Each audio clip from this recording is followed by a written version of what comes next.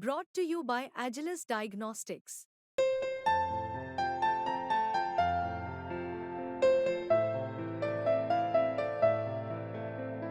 Agilus Diagnostics.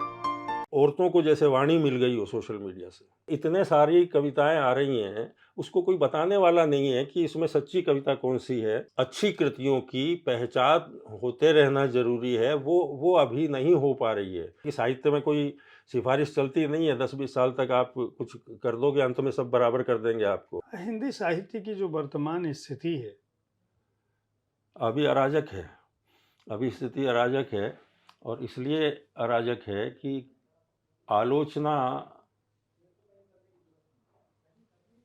अभी विस्थापित है हिंदी से, क्योंकि कैसा भी उत्तम सा एक तो क्या है कि ये जो माध्यम, इतने सारे माध्यम आए हैं, उसकी अच्छाइयाँ भी बहुत हैं।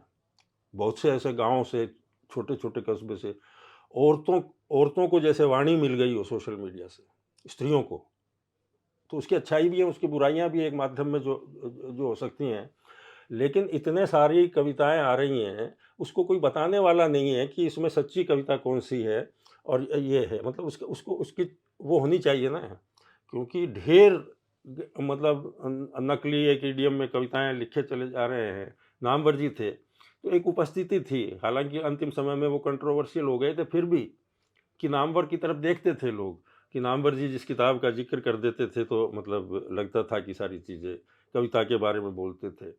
तो अभी कोई बड़ी आवाज़ आलोचना में, मुझे हिंदी में हैं, आलोचक हैं, कोई कथा के आलोचक हैं, कोई इसके आलोचक हैं, कोई कविता के आलोचक हैं, कभी खुद ही आलोचक हैं, एक दूसरे पे लिखते रहते हैं। अगर आलोचना नहीं है तो वैसा करने वाला नियामक वो नहीं है।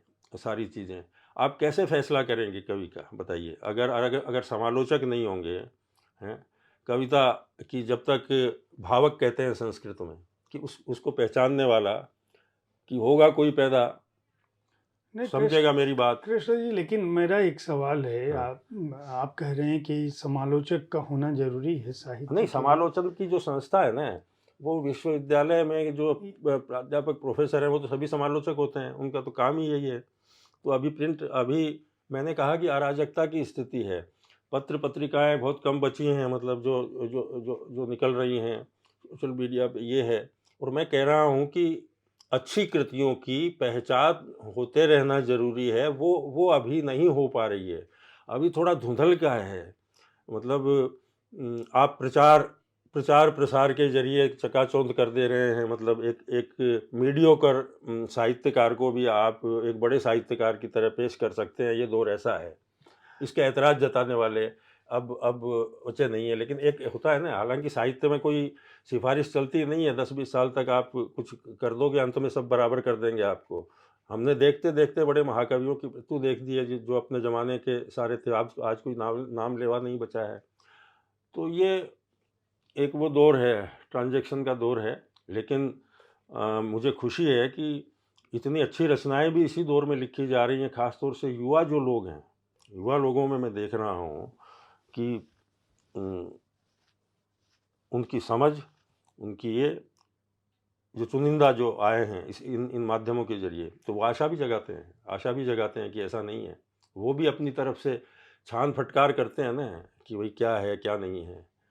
तो ऐसी स्थिति हो गई है कि पहले विश्वविद्यालय होते थे, भाई हिंदी की संस्थाएं क्या थी, कि पहले पत्र पत्रिकाएं निकलती थीं, वो व्यावसायिक घरानों की बंदी हो गई आज तक। मतलब वो उनका साहित्य से कोई ताल्लुक़ नहीं रहा।